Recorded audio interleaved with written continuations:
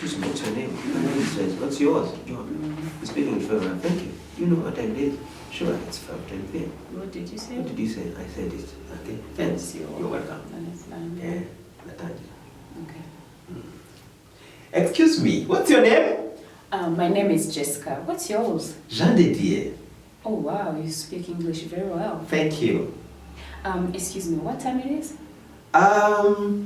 It's 5:10 p.m. So what did you say? I said 5:10 p.m. Oh, thank you. You're welcome.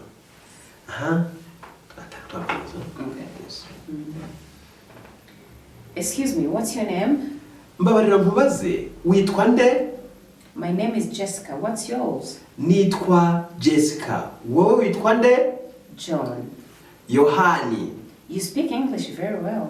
Nukuri uvuga neza Icyongereza. Thank you. Urakoze.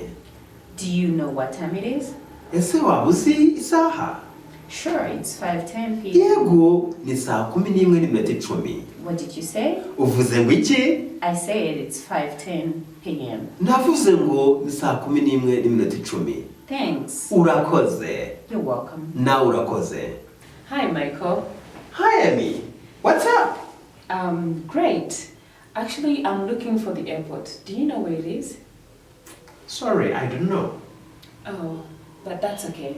I'll take the subway. Do you know where the subway is? I think it's over there. Where? I don't see it.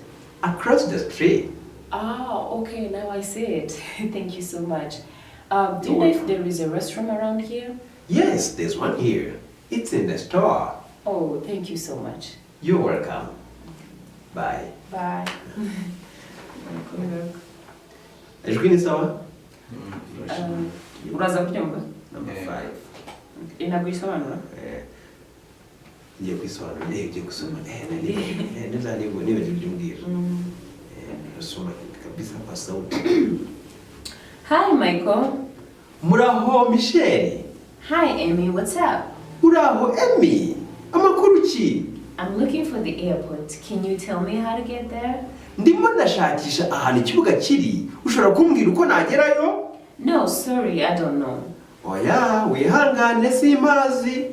I think I can take the subway to the airport. Do you know where the subway is? Ndatekereza ko nshobora guca inzira y'abanyamaguru njya kuri airport ku kibuga cy'indege. Ese waba uzi aho iyo nzira iherereye? Sure, it's over there.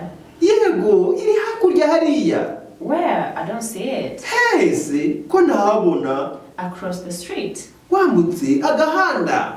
Oh, I see it now. Thanks. Oh, ndayibonye noneho. Urakoze. No problem. Nta kibazo. Do you know if there is a restroom around here? Ese waba uzi niba hari ubwiherero aha hafi? Yes, there's one here. It's in the store. Yego, burahari hano hafi, buri mu magazine. Thank you. Urakoze. Bye. Urabeho. Bye. Na urabeho. Nta kibazo. Tugiye bita kumenya number 5, number 4 turarangije. Tujya kuri number 5 gusa tujya kuri iyo hasi.